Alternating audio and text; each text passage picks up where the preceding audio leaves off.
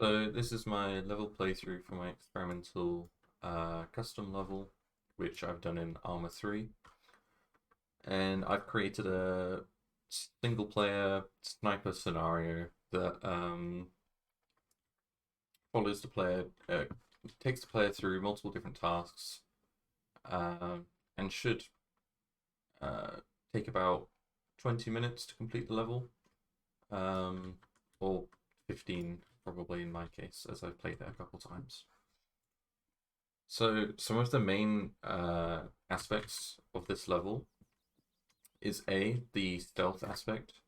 So as you can see, our character is a ghillie suit sniper, so they blend in very well to the environment. And making sure that the level uses as much of the um, terrain and natural like foliage that's around was really cool in creating my designs because I want the player to be able to feel as if they're sneaking through the jungle, but then also have good enough sightlines to see the enemies, like this, for example. So I've got plenty of cover around me, but I've also got an open space in front of me so that I can see the target that I'm going to infiltrate. One thing that is quite tricky with Arma 3 is that I have to keep in mind about distances from the enemy. So right now, this enemy is looking in my general direction. But if I get within too close of a range, then he's going to start attacking me. Um, as you can see there are patrolling guards going around the compound, and they run a loop. And the idea is that the player has to time their shots so that they can minimize the amount of engagement they have. So right now, the patrolling guards are come behind the building, so it's fairly safe for me to take out this guy, and then this guy. And now I can see that the two most obvious enemies are down, so I can start hiding out in the open towards the objective. Because those enemies are patrolling, I know that they're going to come around that corner very soon. Um, right there. And so part of the design is making sure that the player has to keep in mind about the enemy's positions, especially when they're moving around and patrolling. Because if they don't, then the level just becomes so much more difficult.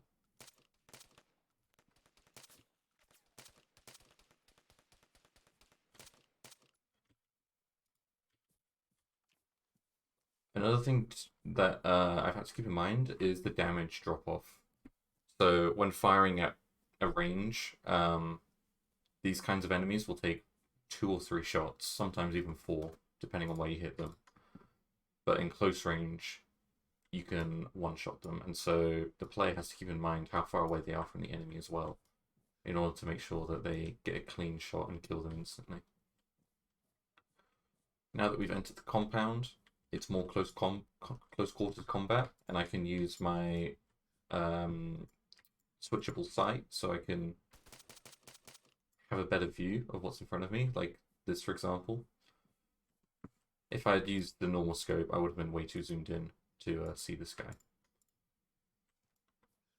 So now I can continue to move around. I know the objective is up there. I can check the corners.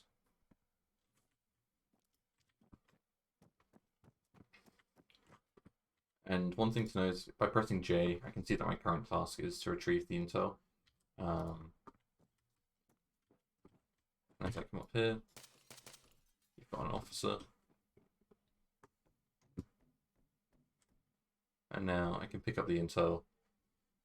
Intel has been added, and this is the intel basically. It's just a non-relevant piece of information. I could have incorporated it into the level, but realistically, I don't think it would have helped the player too much. Maybe added a bit to the narrative, but this level isn't really meant to have a narrative much. More just a general flow of gameplay. And now that that task is complete, the next task is to reach the quad bikes, which we can see is up ahead. And so as they're leaving the compound, you get another you get a save point, but you also get another large area of cover for the player to move through, so that they're not just running through an open field and have to worry about where potential enemies are. Playing through this, I know the general idea of where all the enemies are, but as a new player, when I was watching a friend playtest the game, they were very aware of how hidden enemies can be with all this cover, and so they were constantly looking around, and it took them a very long time to move through a lot of space. And so to help with that, I created these red zones to help the player know where roughly the enemies are. So this field, this green area, they know that there are no enemies in this location. But as we're entering the red zone now, there aren't going to be enemies in our proximity. So as I'm walking up, another thing to note is the terrain as well again. It's got a slight incline, which means my visibility over the top is slightly decreased. And so I'm having to be very wary of how exposed I am as I'm moving up this slight hill. And right now I can see there's an enemy right there. And he seems to be mostly alone, so I can just take him out. Continue moving up. It's a lot of moving from cover to cover. The enemy AI obviously have a form of aimbot, and so if they spot you and start shooting at you, there's a good chance that they're going to kill you pretty quickly. And so it's really important that the player recognizes that they have to stay undetected for as long as possible. It is possible to win the firefights if they do get detected by the enemy, but it's significantly harder, and it alerts other enemies nearby of your location. So as I'm going in this corner, I can see that there's one patrolling enemy, and potentially another as well. I can also see the head of another enemy there. And there's the other patrolling enemy. So now that the patrol has moved fairly far away, I know I can safely take out this guy, who, as you saw there, because I became in quite close range of him, he became aware of my position and started looking for me. Also, we just started taking fire from the other enemies, which will be down to them probably hearing the shots, so they weren't quite far enough away for me to safely take that enemy out. And now that they know I'm here, they are running around and taking cover.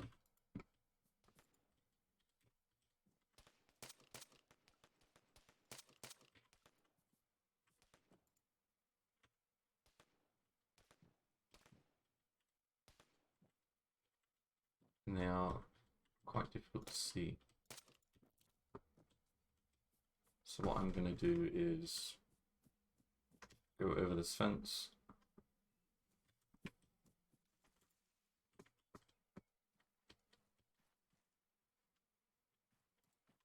I'm going to run to the cover over here. The enemy's accuracy is based on how much they can see the player. So when you're running through cover, you do actually get quite a lot of... the enemy does miss quite a lot, which is nice because it can feel very intimidating to go up against the enemy AI sometimes because of how accurate they can be. I still can't quite see him, so I'm going to take a different angle.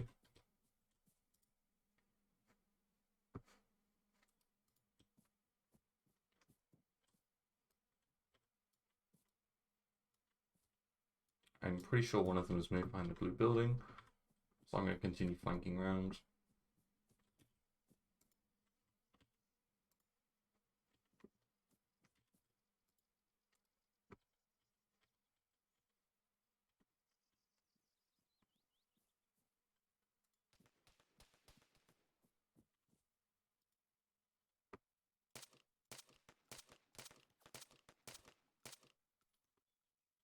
One down. I know that there's one more.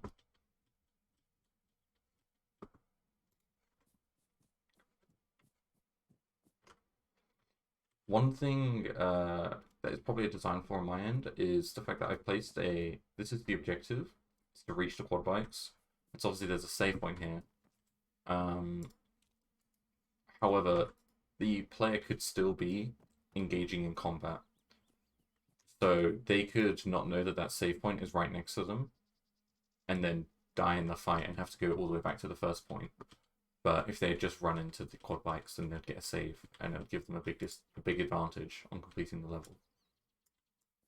Now, I know that there's one more enemy around here somewhere, but he doesn't seem to be showing himself, so instead, I'm going to take the quad bike and go to the next objective.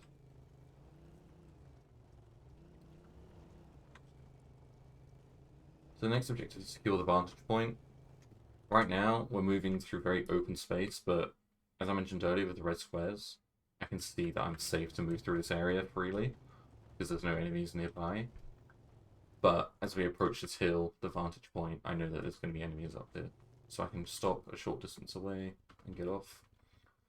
Originally, I had made it so that the player would have to would have to run up this hill to get to this vantage point. But it was just such a long run for the player with nothing really going on that it just made more sense to give them a quad bike and make them shorten the distance time. So now as we move up through here, I know it's going to be close quarters, so I can switch to my other side. And as I peek over the top of this hill, I can see there are two enemies. I'm pretty close range, so I know I'll be able to hit them out in one shot. Unfortunately, he did just randomly turn around there and notice me and then he starts shooting at me. That's another thing with the AIs, that they can be quite unpredictable. But luckily I was already aiming at them, so I was able to take care of them. So now this is the main sniping aspect of the level. So if you look at the objective now, eliminate the VIP, find and eliminate the VIP in Tavanica. So if we go to the map, we can see that this is a heavily occupied zone. And somewhere in this town is the VIP that we need to eliminate. So we have a very nice vantage point up here. And this was one of the things that I wanted to take from Sniper Valley, which is one of the levels that inspired this one, was having a really nice vantage point and just being able to find an enemy and try and shoot him from a long distance. Because such a simple piece of gameplay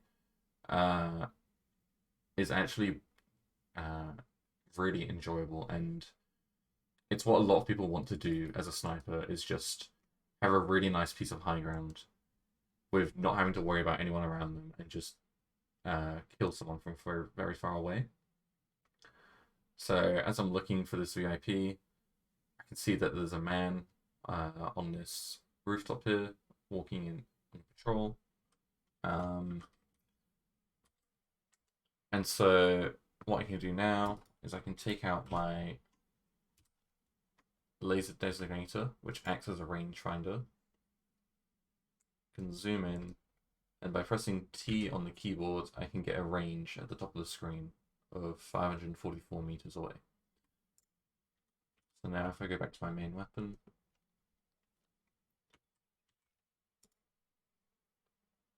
zoom in, yep, and then I can increase the zeroing on my scope. So now it's at 500, so I know if I aim directly at the enemy, my bullet will hit them, even though it's 500 meters away. So wait for them to stop. And miss. There we go. And so that was a one shot as well, because it was a civilian with no body armor or anything, and so they were able to take him down in one shot.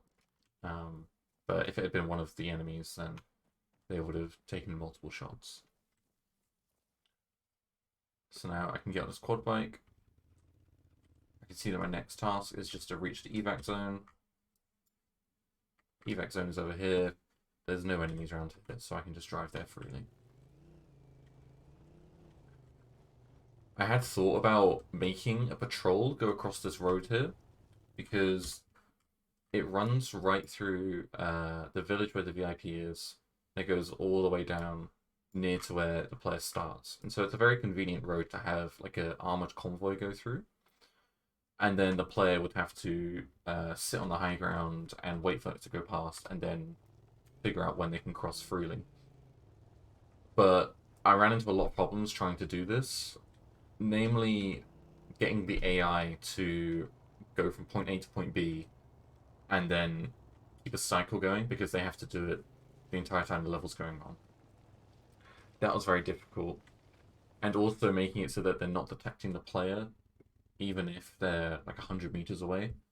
Because as soon as they detect the player, they instantly kill them because they've got armored vehicles to do so.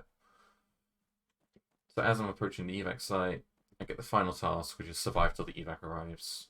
I get notified that enemies are approaching my location in 45 seconds. So I'm going to want to go take some cover. And then in here, we've got an arsenal, which I can use. So if I click arsenal, I can then adjust my loadout however I want. For this, I'm just going to switch to the RPK because I know it's good for this part of the level. We have 15 seconds left until they start coming. I'm going to get some high ground. This window. And then I can see the enemies are starting to move in on my position.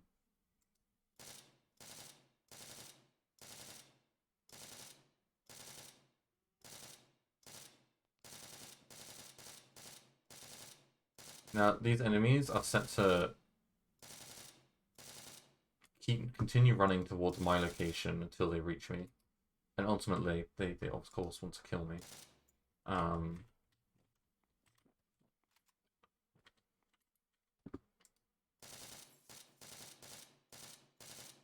But they also come in waves. So right now, this is only wave 1.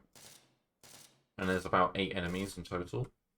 And as you can see, we've killed about 6 of them so far. And with this kind of weapon and all of the weapons that are available down there, it's a fairly simple task to do, just to kill 8 enemies. The hardest part is when they split off and they start to go into cover, and they become quite difficult to find. But now that was the last one, all enemies have been defeated, and then I've got 15 seconds before the next wave.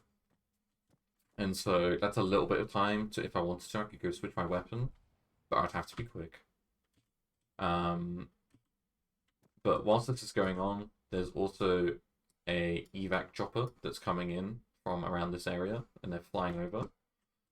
And once that arrives, I'll be able to use that to escape. So now there's a lot more enemies to deal with. In addition, they also have more varied weapons. So there's quite a few explosions going on, as you heard, which will be grenade launchers. So I'm going to have to play a lot more careful to ensure that I don't get killed very quickly.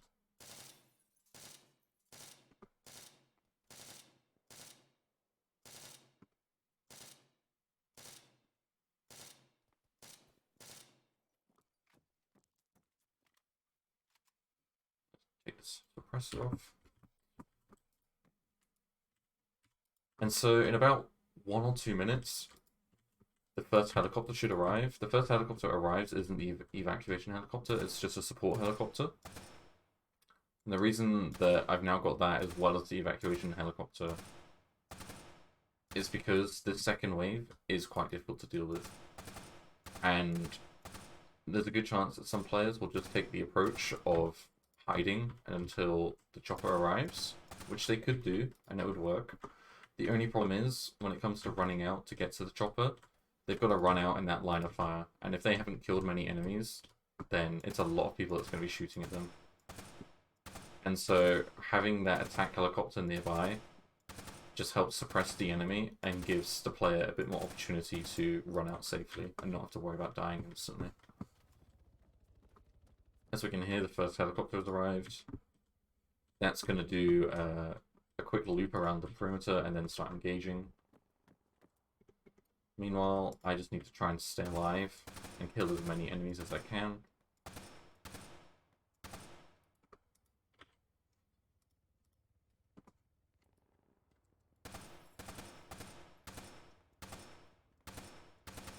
Now the enemies are split between shooting the chopper and shooting me. As we can see, the evacuation chopper's here as well now.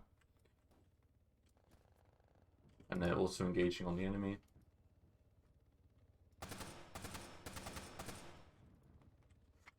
I've run out of ammo, so I'm going to switch to my pistol.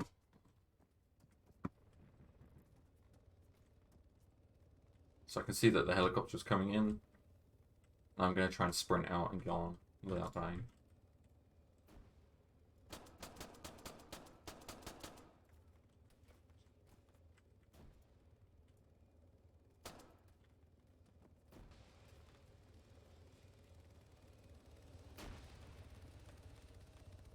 Unfortunately, I didn't make it. And because of all the fire, the helicopter took off. Unfortunately, that's not something I can really stop. But if the player continues killing off the enemies, then eventually they'll be able to. It'll be safe enough for them to run out and get on the helicopter. But as you can see, towards the end, it does get quite difficult. But there is a save point as you approach this last checkpoint, so that you can just go back to the save point and try it again. So even though this is the hardest part of the level, it's still very achievable for even beginner players if they keep playing it.